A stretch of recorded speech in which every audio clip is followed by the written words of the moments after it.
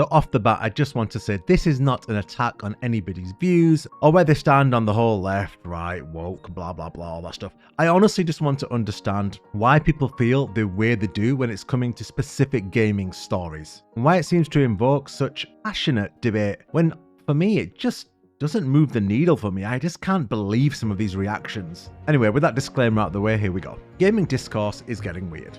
Like, genuinely weird. Wasn't gaming supposed to be fun? Wasn't this meant to be a hobby? A thing we shared because we loved it? When I was young, gaming was a niche hobby, so gamers really united. We felt like we were kind of rare beings, so our love of this hobby, our love of this art, it brought us together. And yeah, we had disagreements, but without a shadow of a doubt, the gaming brought us together. Now, it just seems every game seems to be just pushing us apart bit by bit. So when did this conversation become rage, tribalism, conspiracy theories, and culture war nonsense? And like I said, this isn't about defending or attacking anyone. And this isn't telling people they cannot criticize games. People should criticize games. We should disagree. That's healthy. But what's happening now doesn't even feel like real discussion anymore. It feels very manufactured, artificial, because we're not allowed to say Hamlet. Almost like entire outrage cycles are being created purely to farm engagement, monetizing it. And I feel like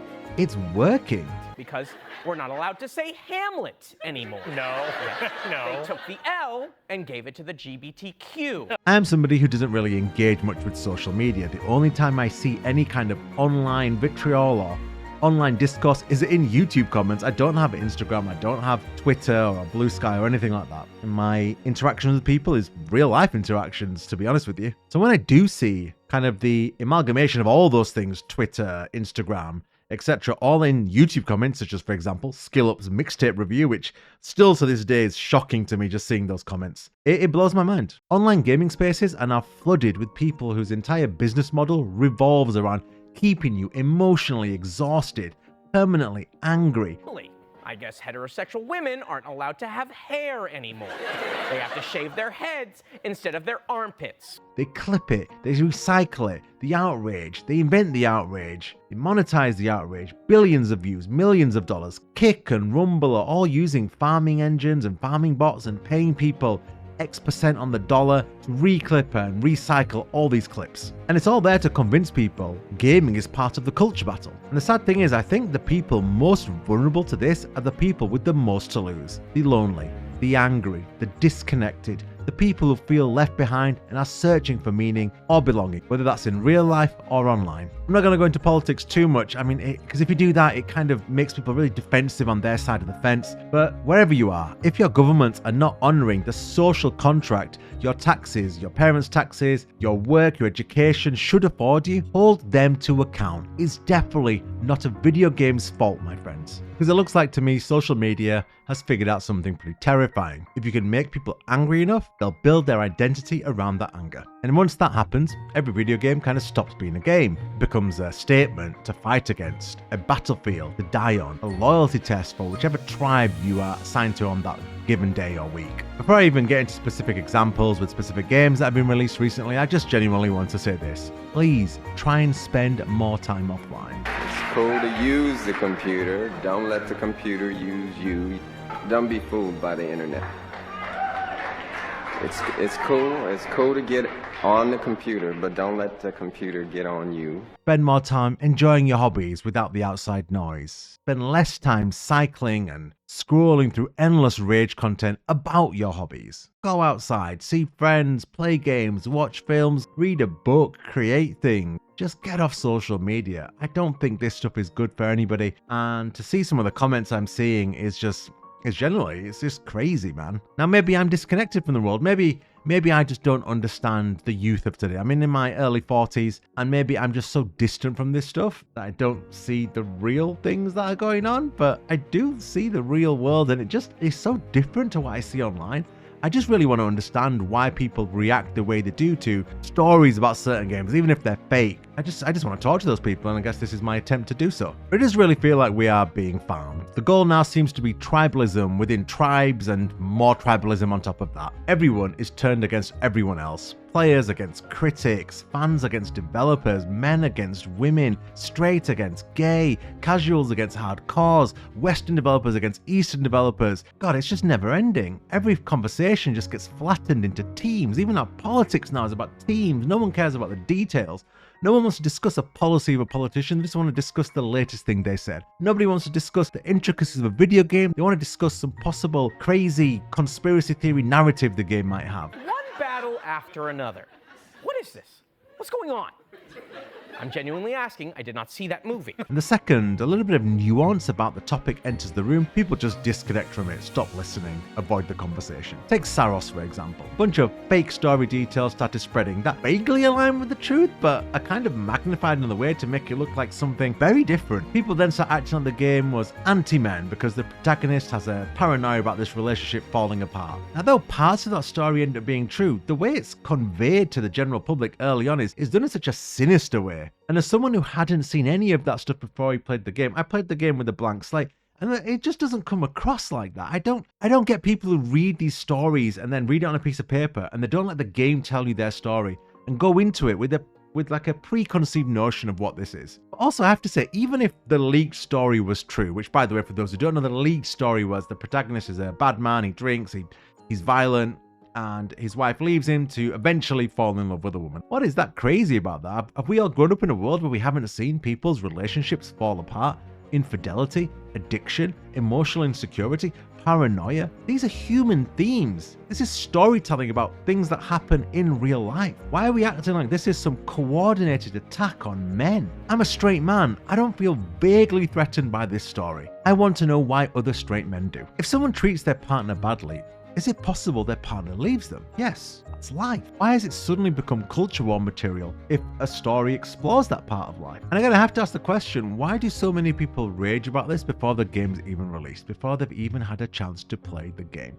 Why is it that somebody can post a AI generated image, post a story about the video game that isn't true, and when it turns out he's lying, he just deletes it and never says anything afterwards? That's the world we're living in now. There's no accountability. Then you see comments, people celebrating, oh, it didn't sell as much as it did. They shouldn't have done that story. I'm like, really? Are you kind of scoring happy points because they're not independent, but a developer that has been independent, that is now owned by Sony, have made a great game for all intents and purposes. I may have had some criticism of it, but it's a very good game, as was Returnal, which was an excellent game. And you're happy it didn't sell well, which more than likely is due to ongoing uncertainty in the economic climate, the cost of games nowadays, the fact that it's a niche game and it's 70 quid and games are getting expensive. This is an expensive hobby now. But we shouldn't be taking joy at a developer that makes games like Returnal and Saros and be like, yeah, they didn't sell well because they dared have a man who didn't win his woman back after he was an alcohol addict and he murdered somebody. Like, what are we doing here?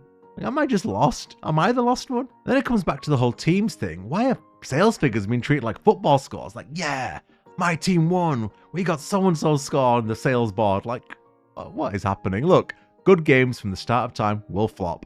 Bad games will sell millions. This has always been true. We need to stop obsessing over player counts and sales numbers like our personal identity depends on it.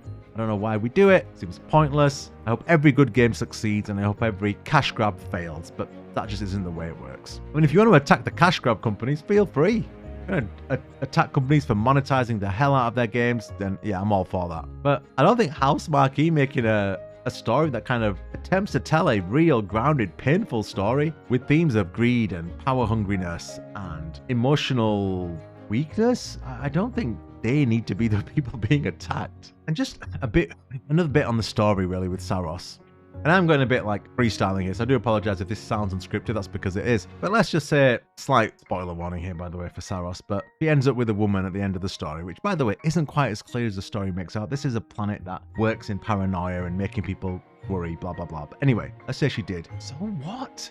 Who fucking cares? Like, you can be with whoever you want to be. Does it matter? Are we that insecure, men? That if one woman in a video game leaves for a woman, we're like, oh my god, we're being attacked. and I'm just so confused. Please feel free to explain in the comments. Please feel free to explain in the comments. And the other thing that boggles my mind is that when people get so angry about these stories, there's so many other stories that are told in video games. It's not as if every single game is giving this narrative about men. There's so many games where men are strong characters. I don't know, Doom Guy or Uncharted, or pick any of the millions of games where the characters are bulking man, you know, kicks ass, chews bubblegum. Duke Nukem goes to strip clubs. He was awesome when I was growing up. Like, it's okay to have those games too. I'm not saying every game has to be a certain way. It's okay to have a variety of characters, a variety of games, a variety of stories. We have to be an open house to all stories, all viewpoints, and it should be okay to tell those stories without being attacked. We have to be careful what we wish for here. And then we have things like Pragmata, another complete mind-boggling controversy. If you play Pragmata just on face value, it's a brilliant sci-fi game about a orphan man bonding with an AI child, and it's told through a brilliant gameplay loop. The story is nothing groundbreaking, but it's heartfelt, it's moving, but somehow, online discourse transforms it into an argument about pro-natalism and anti-woke values, traditional family structure, even though there's no mother in this story. Whether the game is secretly encouraging men to become fathers, masculinity, like, what are we doing, man? How did we get from interesting sci-fi story with kind of father-daughter bonding, even though they're not a father or a daughter, to full-scale ideological warfare? How are we making these jumps? It feels like we no longer want to engage with the art as art. Everything now has to become propaganda for monetization.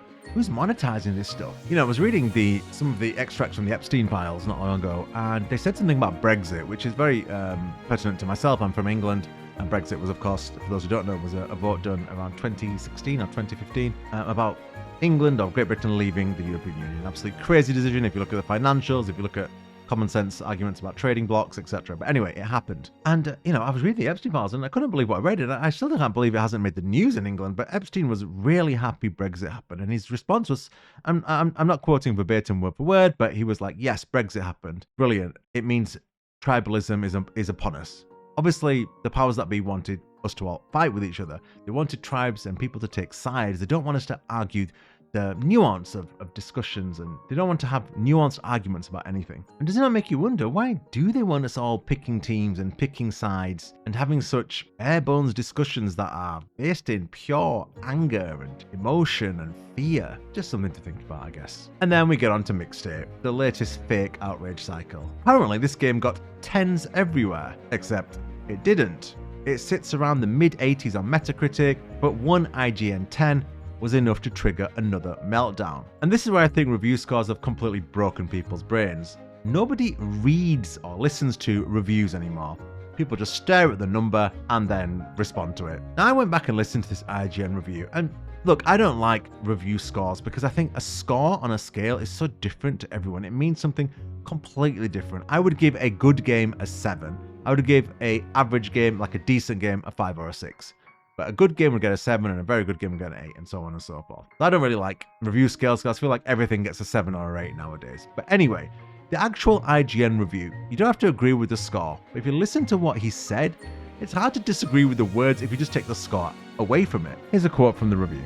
As original as it is reverential, it is a masterfully constructed dose of new memories hinged brilliantly on how they remind us of our own. I think that's fantastic. I think that's really well written, better than anything I said or could have said. And it's to the point. I think that's exactly what Mixtape is. He also goes on to say, true nostalgia isn't a replication of a place or time, but of a feeling. Again, 100% bang on. And I kind of touch upon this in my review. You don't have to have those exact memories that they have in the game, but surely you can relate to the feeling of being a teenager and feeling those things or thinking those things or, you know, having those emotions. And I think Mixtape does a great job of that. But this faux outrage about conspiracy theories and people going to SkillUp's comments. I mean, SkillUp doesn't need me to defend him, but like SkillUp's been doing this for like, I don't know, 10 years, maybe longer. He's earned his respect, and people just to say, oh, he's a paid shill industry plant. I was watching this guy when he was doing Division 1 reviews, telling people how to like cheese the raid in Division 1. Like, this guy's been around forever, and for people just to come along and just accuse him of all these things in the comments, it's just wild to me. We are living in a wild time. And again, like, a lot of this controversy came out before people had even played the game. And that's what's so exhausting now. Games are being judged through screenshots, clips, outrage tweets, and secondhand, sometimes false narratives before people even touch the controller. I implore you, please try and enjoy these video games we love without being pre-brainwashed or pre-contaminated. If you hate it after playing it without any preconceived notions, then that's fair, that's your opinion.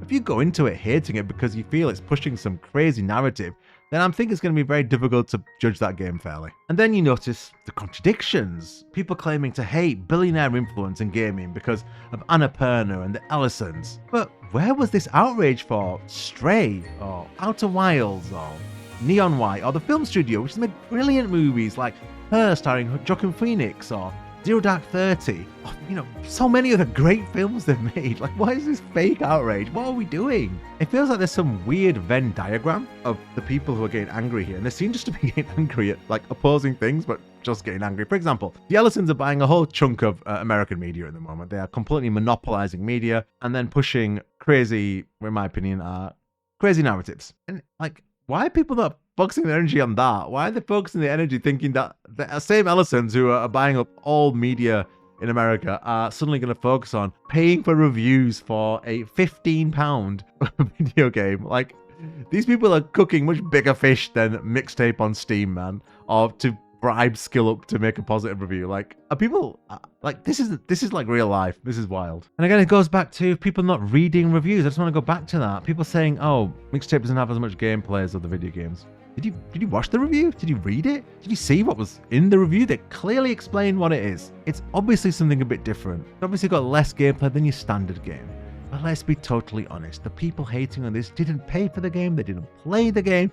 They just take bullet points from elsewhere, put them into a concise little paragraph and just repost it everywhere. Is this also a form of kind of anger coming from other reviews that, games not getting the score people wanted them to and then it being taken out on Mixtape? For sure.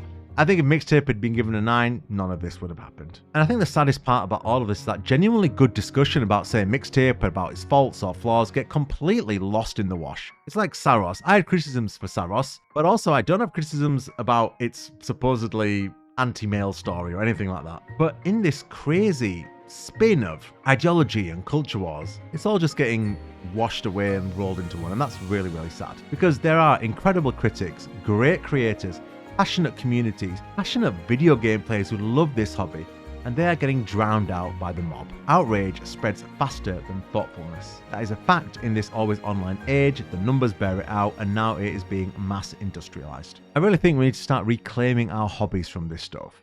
Not every game is a political battleground. Not every review is corruption, and not every character is ideology. Sometimes games can just be games, and I think we should be fighting hard to make sure it stays that way. I think if we spent more time treating entertainment like actual entertainment and not warfare, we'd all be just a little bit happier. Because right now, gaming discourse feels genuinely broken and very fucked up. In the end though, I just want to say this. I hope whatever anger is leading you to feel this way or react this way to things that honestly are massively overblown, I hope those issues solve themselves in your life. I hope people find happiness, and I hope they see or realize that the unhappiness they feel isn't the fault of people due to the color of their skin or their sexuality, but is more than likely due to a myriad of systemic issues we have in society that need solving.